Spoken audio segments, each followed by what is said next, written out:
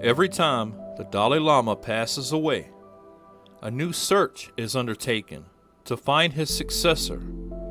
However, this is not a search for a new Dalai Lama, but is a quest to find the young child in which the Dalai Lama's soul itself has now entered into.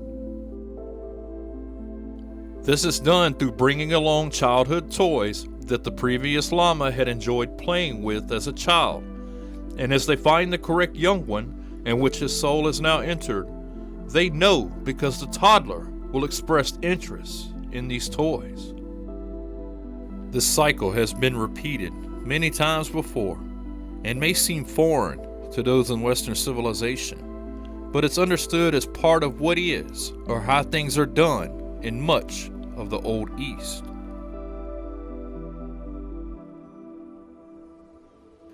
With the advent of Roman Catholicism and Christianity itself, the idea of a soul reincarnating into a new birthed body was all but erased from history, as the religion left no room for a soul being reborn this way.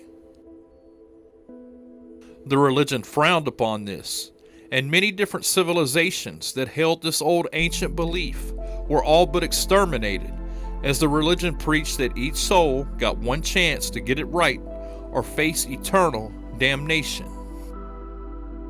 However, as time has ticked on, and newer generations first learn how to read, and then eventually, as in recent historical contexts, have had more data to access, now the stranglehold that the religion once had upon those wary sinners has waned. As newer generations took a step back, it became evident that the central reasoning for fear of sin was more of a societal control mechanism than it was for fear of one's soul encountering eternal torment and flames. With the advent of the first steam power, then the harnessing of energy of the hydrocarbons with transport, combined with the newer means of quicker communications, the once vast world became much smaller, and the brightest minds of different civilizations began to explore the customs of others across the globe. As doctors and scientists of the West began to study the religions of the East, a common, unexplainable enigma kept popping up here and there. These scientists who, by job description, were atheistic, had a few problems that now needed to be addressed by scientific measures. The idea of reincarnation itself seemed ludicrous enough, but if it were to be found to be true, then this would turn all closely held beliefs about the human body on its head. As for in biological processes and science, there is no room for a human soul. Yet all throughout the countries of the world, where Abrahamic religions had not taken root, there were clear examples of children who remembered life experiences that they themselves had yet to physically experience. In 1926, in Delhi, India, a child was born that would later become of interest to science. Shanti Devi was just a normal little girl until the 1930s, when she started having memories that weren't from her young experiences. She started telling her parents and school teachers that she was married before, and that she even had a son, and that she lived in the city of Mathura. She told her parents and teachers the exact address of her previous life, and one of the teachers, who was very interested in it, decided to write a letter to the address that young Shanti had told her of. The teachers and parents were quite shocked when a man at that exact address replied and said that he had lost his young wife, Ludki Davi, just a few years ago after giving birth to their young son. Word eventually made it to Gandhi, who, intrigued, set up a commission to investigate this story. Shanti described to the researchers what her neighborhood and house looked like, and this was then immediately confirmed. Researchers took the young girl to her claimed previous address, and upon entering, with much of the extended family present, Shante recognized her husband, sister, and even her son from this previous life, as astonishingly to the researchers, she not only knew them by name, but gave vivid, intimate details about the family, which confirmed to all present that Shante Levy was indeed Lutki Davi, reincarnated. Carol Bowman was a normal, typical American mom and was enjoying a 4th of July evening with her family and a young 5-year-old son named Chase. She then noticed that the larger fireworks were scaring her son when they exploded. She comforted her young son and just brushed off the incident. Several weeks later, at an indoor swimming pool, again, a loud noise made her son extremely agitated and scared. This is when Carol became concerned. At home, she decided to reach out to a psychotherapist friend of hers named Norm, who suggested they meet up and do an experiment. As Chase sat upon Norm's lap, Norm asked him what was bothering him when loud noises occurred. The following is an interview Carol did on Art Bell's radio show in the 1990s.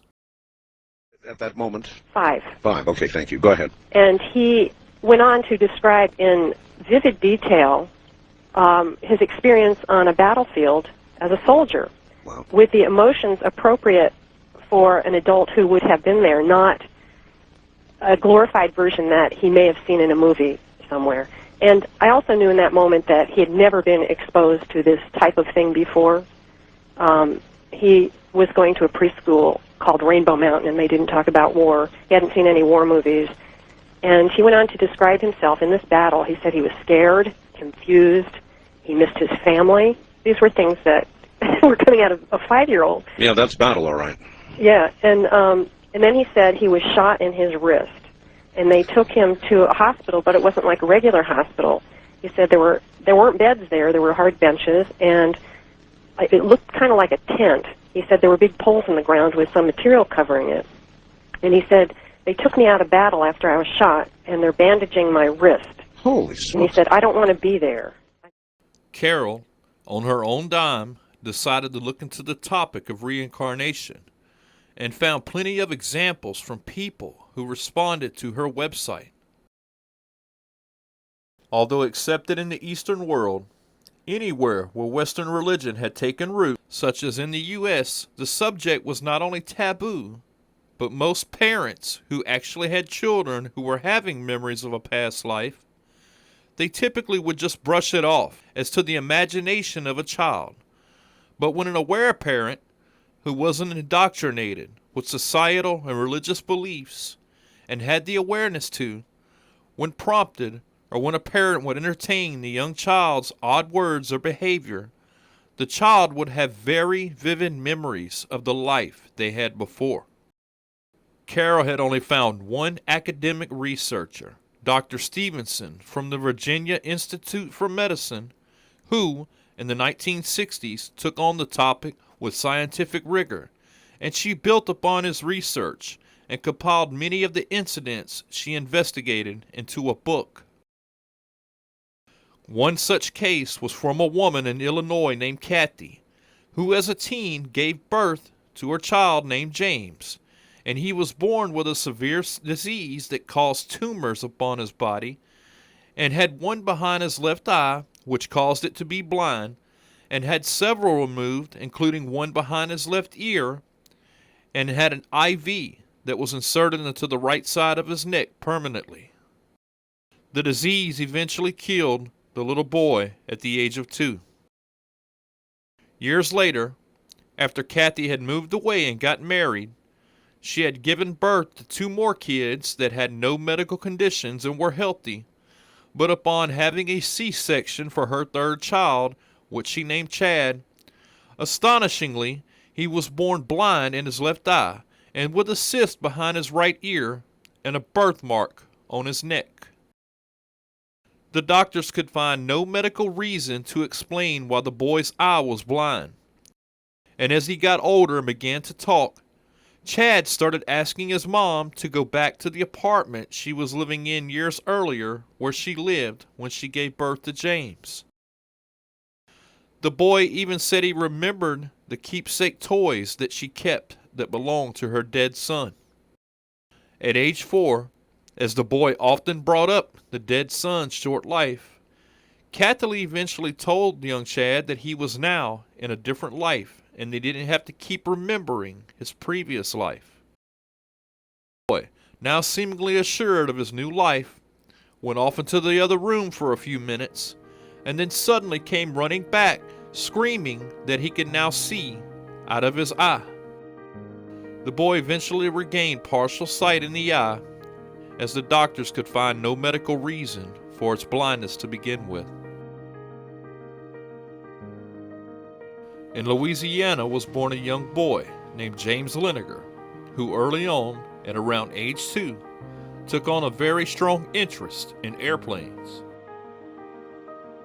His parents had taken him to a World War II museum one day, and James ended up surprising his mother, who told him to look at what she thought was a bomb on the plane, and James corrected her and told her it wasn't a bomb, but it was a drop tank.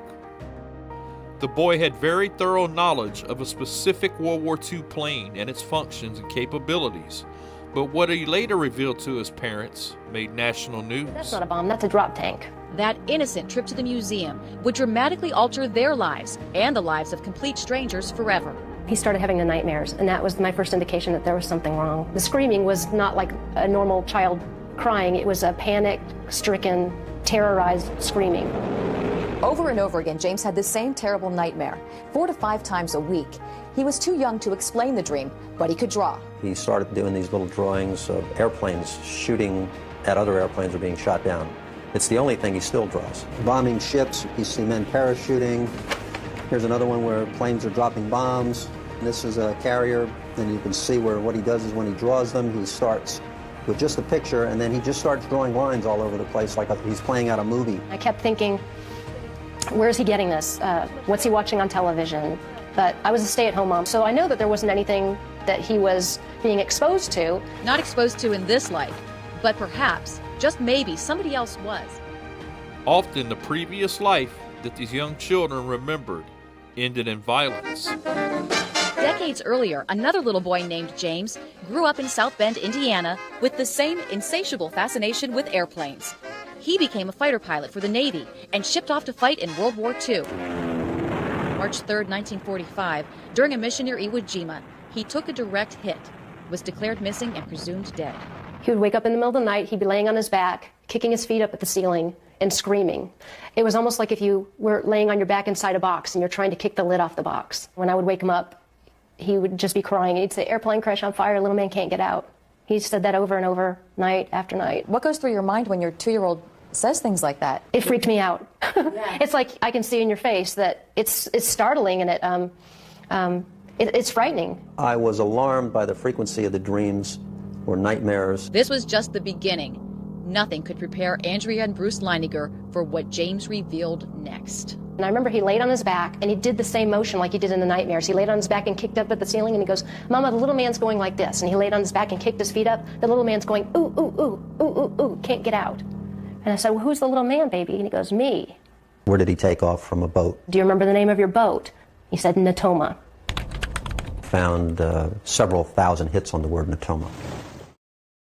Carol found through her and Dr. Stevens' research that there were many cases where the child recognized people from their previous life, and that it was almost as if closure would happen when the child and these previous acquaintances met. This is what happened when the situation occurred with young James. The USS Natoma Bay launched into battle headed for Iwo Jima in the fight for Lady Gulf. It's the biggest naval battle in the history of the world. Leo Pyatt served on the ship. From his home in Ohio, he organizes the Natoma Bay reunions. That's how Bruce found him. I wanted to disprove it. He asked a few questions about, did I know some of the people? Oh, yeah, I remember those people. And so he got very quiet. It was all real. The people and places James described actually existed. And remember those G.I. Joe dolls that James named? Turns out 3 men with the same names, first and last, served on the Natoma, and were killed in action. James said they greeted him in heaven after his crash. I'd always asked him, do you remember what your name was? And he always said James. But his name is James. Yes, there was a Jim Houston, a rather large shell, just hit him in the engine, and it burst into flames and went down. They showed Leo the drawings. He was right on the nose. I'm sure, in my mind, that he was there. Leo invited James, now 3, to the reunion. James recognized several pilots, even called them by name. Building off the 1960s research by Dr. Stevenson and having hundreds of parents contact her, Carol had started to notice certain patterns in her research. Firstly, with the United States being predominantly Christian in the 1990s, this often led to parents ignoring the remarks of the young children, and as mentioned earlier, they blew it off to a child's imagination. With the large amount of parents that did reach out to Carol, this suggested that a large portion of the young children could remember past lives, but weren't taken into consideration by parents who were raised religiously believing in the one-chance doctrine established 2,000 years ago. Another pattern was that kids who did have parents who noticed would normally bring up past life memories as soon as they were able to talk and communicate, with a peak in the amount of memories mentioned around 4 to 5, and then waning from then and almost completely gone from their minds by the age of 7. Often the kids' description of past lives could be confirmed by looking for certain families they came from or occurrences and descriptions if long ago and mentioned in the historical documentation. The other pattern that presented itself was the fact that the child, if dying in their previous life in a violent manner, then they often had a birthmark or other birth anomalies that would be on the child's exact spot or place where their previous life violence or their death or injuries had occurred. Carol's own son had mentioned being wounded in his wrist and visiting a makeshift Civil War area field hospital, which was confirmed by Carol when she researched the contemporary pictures and depictions of the war. Shockingly to her, the child had not only described the field hospital completely accurate, without having ever seen anything related to the Civil War, but the little boy actually had a birthmark directly on the side of his wrist, identical to where he was having memories of being shot at during the Civil War. Hopefully one day parents become aware of and observant of their young children enough to discover if their child is telling them more than just childish ramblings. Even the young ones might be offering up wisdom. That's if one is wise enough to listen. My name is MJ. Thank you for listening.